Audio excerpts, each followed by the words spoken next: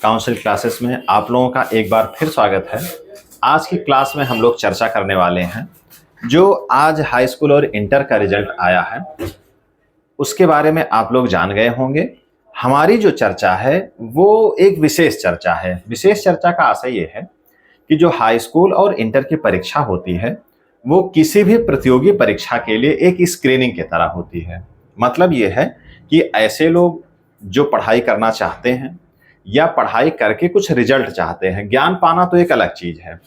पढ़ाई करने का जो मुख्य उद्देश्य होता है सामान्य तौर पे, व्यवहारिक तौर पे ये होता है कि हमको एक नौकरी करनी है या फिर एक अच्छा ज्ञान अर्जित करके किसी विशेष विषय में चाहे शोध करना हो या उसकी विशेषज्ञता हासिल करनी हो, ये सारी बातें होती हैं। उसमें एक महत्वपूर्ण पड़ाव हाई स्कूल और इंटर की परीक्षा का होता है, जिसमें आप जितना अंक अर्जित करते हैं उसी से एक सर्वप्रथम एक मूल्यांकन होता है अपने आप का, औरों के द्वारा भी आपका, कि आप कितने पानी में हैं, क्या स्थिति आपकी है। ये पहली बार ऐसा होता है कि जो एक थोड़ा सा कठिन मूल्यांकन होता है, तो उसके बारे में हम लोग एक चर्चा करते हैं। एक पक्ष ये है कि सामान्य तौर पे इसके बारे में जानकारी करें हम लोग कि क्या रिजल्ट रहा, कितना रिजल्ट रहा, उसका क्या जो इस्तेमाल होता है भविष्य में डाटा के तौर पे, उस हिसाब से क्या स्थिति बनती है।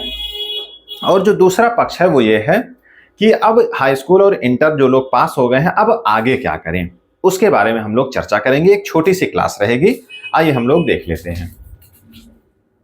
आज 2 से 3 बजे माध्यमिक शिक्षा परिषद ने हाई स्कूल और इंटर का रिजल्ट अनाउंस कर दिया, जिसमें जो हाई स्कूल का रिजल्ट रहा है वो 89.55%, मतलब अप्रॉक्स 90% रिजल्ट रहा। और लगभग 29 लाख परीक्षार्थी हाई स्कूल में बैठे।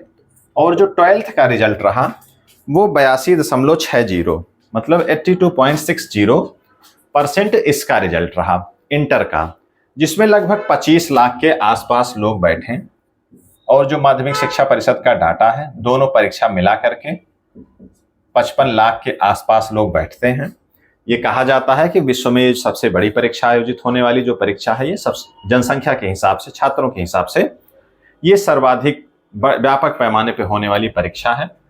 और जिस समय ये परीक्षा आयोजित होती है, अपने न्यूज़पेपर में या फिर किसी भी सोशल मीडिया के माध्यम से भी आपने देखा होगा कि जिस समय ये परीक्षा आयोजित होती है उस समय कई देशों की आबादी इस परीक्षार्थियों से कम हो जाती है। एक प्रकार से डाटा है, एक वानगी दिखाई जाती है कि जिससे आपको जो है इसके व्यापकता के बारे में जानकारी आपको मिल सके।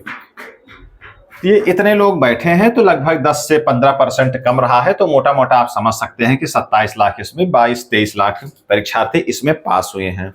मान के चले कि आज की डेट में लगभग 50 लाख परीक्षार्थी हैं जो हाई स्कूल और इंटर की परीक्षा पास कर चुके हैं। और बहुत से लोग अच्छे नंबरों से पास किए हैं, कुछ लोगों ने टॉप किया है, टॉप 10 में रहे, अपने डिस्ट्रिक्ट में टॉप किया है। तो जो टॉपर्स हैं उनको विशेष तौर पे बधाई, और जो लोग पास हुए हैं परीक्षा में अपनी ईमानदारी से, बधाई तो सबको है, लेकिन जो लोग ईमानदारी और मेहनत से पास हुए हैं उनको एक उज्जवल भविष्य के लिए काउंसिल क्लासेस की ओर से मेरे तरफ से एक विशेष बधाई है कि अब उनका जीवन अब यहाँ से शुरू हुआ है। अभी तो एक प्रकार से जो भी स्थिति थी, अब जो लोग अब इस पार आ गए हैं परीक्षा को पास करके, अब असली चैलेंज, असली चुनौती अब यहाँ प्रारंभ हुई है। जो लोग ये समझते रहे हों या जो लोग बताते रहे हों उन परीक्षार्थियों को कि आप हाई स्कूल और इंटर पास कर लीजिए, उसके बाद सब मामला खत्म, सबसे बड़ा चैलेंज यही है, तो वो लोग कान खोल करके, आंखें खोल करके देख लें, सुन लें कि अब जो चैलेंज है वो अब शुरू होने वाला है। अभी तक एक प्रकार से आप समझिए मजाक चल रहा था, अब इसके बाद अब आगे का चैलेंज है कि अब कैरियर यहीं से बनना है, अब यहीं से आपको मूव करना है कि कहां जाना है। मेन गोल 2 हैं, एक नौकरी पाना, दूसरा है विशेषज्ञता या ज्ञान हासिल करके किसी विशेष तरफ आपको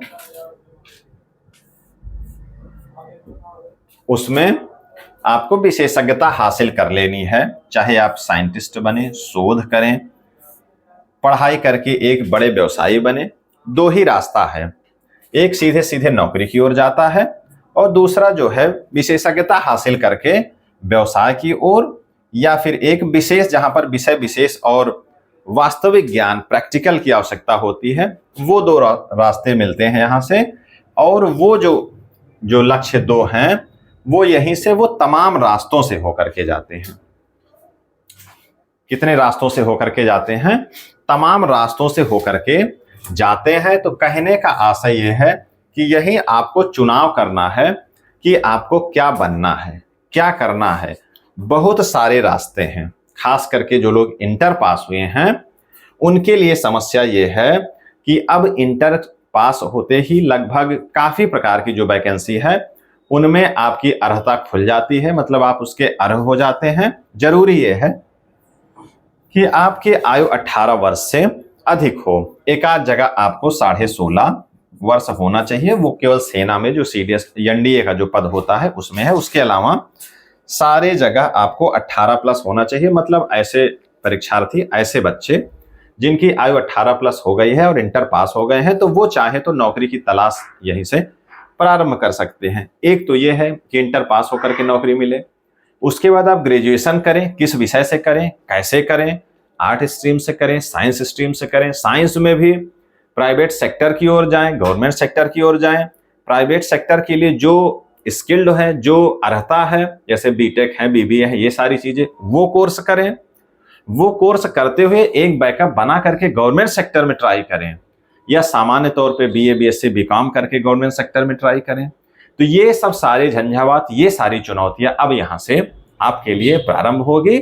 और यकीन मानिए, मैं अपने अनुभव से कह रहा हूं, और जो लोग सफल हुए हैं उनका भी अनुभव यही रहा है, और जो लोग सफल नहीं हुए हैं अंततः वो भी इसी रिजल्ट पे पहुंचे हैं कि हाई स्कूल या खास करके जो इंटर के विद्यार्थी हैं, जो इंटर का उनके जीवन में पड़ाव रहा, उसके बाद वो सही विषय का चयन नहीं कर पाए, सही रणनीति नहीं बना पाए, सही दिशा की ओर वो जा नहीं पाए, और सबसे महत्वपूर्ण कि सही सब्जेक्ट या सही कॉम्बिनेशन से ग्रेजुएशन नहीं कर पाए।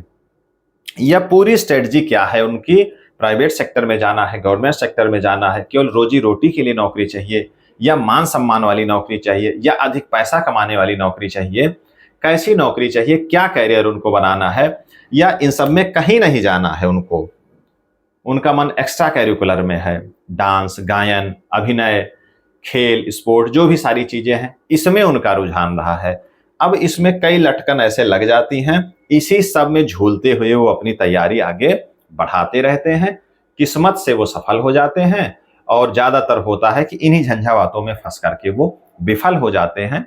तो आज की जो हमारी क्लास है इन्हीं सब बातों को लेकर के है कि कैसे अब यहाँ पे निर्णय लेना है। तो कुल मिला के ये है कि एक हम अगली क्लास हमारी बनेगी, उसमें इस पे विस्तार से चर्चा होगी कि कैसे क्या निर्णय लिया जाए, और जो निर्णय लेना है उसका माप क्या है, उसका मानक क्या है, उसका पैमाना क्या है, कि किस आधार पर निर्णय लिया जाए। अपनी अभिरुचियों के हिसाब से, लोगों को देख करके, अपनी जो मानसिक स्थिति है उसके हिसाब से, आपकी इकोनॉमिक कंडीशन क्या है उसके हिसाब से, या आपके माता पिता जो कह रहे हैं केवल उसके हिसाब से। तो ये कई प्रकार के दबाव होते हैं, कई प्रकार के मानक हैं, कई प्रकार के ये मापदंड है जिनके हिसाब से आपको निर्णय लेना चाहिए, आप लेते हैं, और इन सब से आप प्रभावित भी होते हैं, मतलब आपका निर्णय प्रभावित होता है। तो इस तरीके की तमाम चर्चा परिचर्चा हम लोग एक आज तो नहीं, कल या परसों में एक वीडियो बनाएंगे। एक बड़ा वीडियो होगा, और जो वो वीडियो होगा वो उन सबके लिए होगा, वो छात्र छात्राओं के लिए भी और उनके अभिभावकों के लिए भी वो वीडियो महत्वपूर्ण होगा। वो वीडियो आप जरूर देखें, और ज्यादा से ज्यादा लोगों को आप उसको शेयर भी कर सकते हैं। उसमें आपको एक क्लैरिटी मिल पाएगी अपने जीवन से संबंधित और अपने कैरियर से। जीवन का आशय यह है कि अगर आपका कैरियर सेट हो जाता है, जिसको स्थायी कैरियर कहते हैं, अगर वो सिस्टम सेट हो जाता है तो आपका जीवन भी सेट हो जाएगा, जीवन सुरक्षित हो जाएगा। और इसमें अभिभावक और छात्रों का आशय छात्र और छात्राएं दोनों शामिल हैं, ये ना समझें। तो अभिभावकों और छात्रों दोनों के लिए महत्वपूर्ण है, और दोनों का जीवन और हित इससे प्रभावित होता है। तो ये सारी बातें जो आज की जो एक चर्चा, एक रूपरेखा की क्लास रही, रूपरेखा वाली वीडियो ये रही कि कैसे क्या हमको फ्रेमवर्क करना है, और कैसे अपने जीवन को निखारना है, क्या कमियां रह जाती हैं, कैसा निर्णय लेना है, और वो कैसे कैसे कौन कौन से विषय हैं जहां पे नौकरी पाने के चांस ज्यादा हैं, और वो कौन कौन से कैरियर हैं जहां एक आप नौकरी ना करते हुए भी एक उज्जवल भविष्य बना सकते हैं। वो कौन कौन से सब्जेक्ट हैं, कौन कौन से क्षेत्र हैं, और कुछ ऐसे हैं कि जहां एक मीडियम स्तर की नौकरी मिलती है लेकिन प्रतिस्पर्धा बहुत कम है। वो कुछ ऐसे छिपे हुए सेक्टर हैं, कुछ छिपे हुए क्षेत्र हैं जहां लोगों की नजर तो है लेकिन कम है। तो उन सब जहां नजरें कम है उनको हम लोग उजागर करेंगे, उनके बारे में एक पूरी चर्चा करेंगे। तो आज की क्लास मेरे समझ से अब यहीं पर खत्म करनी चाहिए, अन्यथा रूपरेखा वाली ही क्लास एक बहुत बड़ी क्लास बन जाएगी। तो अंत में एक बार फिर जो परीक्षार्थी सफल हुए हैं उनको विशेष बधाई, और जो लोग सफल नहीं हो पाए हैं, हालांकि सफल ना होने वालों की संख्या बहुत कम है, लेकिन किसी कारण से अगर वो सफल नहीं हो पाए हैं तो उनको निराश नहीं होना है। फिर से अगले वर्ष वो फिर से मेहनत करें।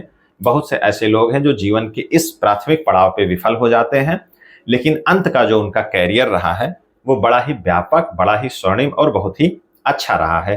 तो इन सब बातों पे हम लोग एक चर्चा करेंगे अगली क्लास में, और पॉइंट टू पॉइंट एकदम क्लियर कट, एकदम वास्तविक रियलिस्टिक बातें, कहीं उसमें सिगुफेबाजी नहीं होगी।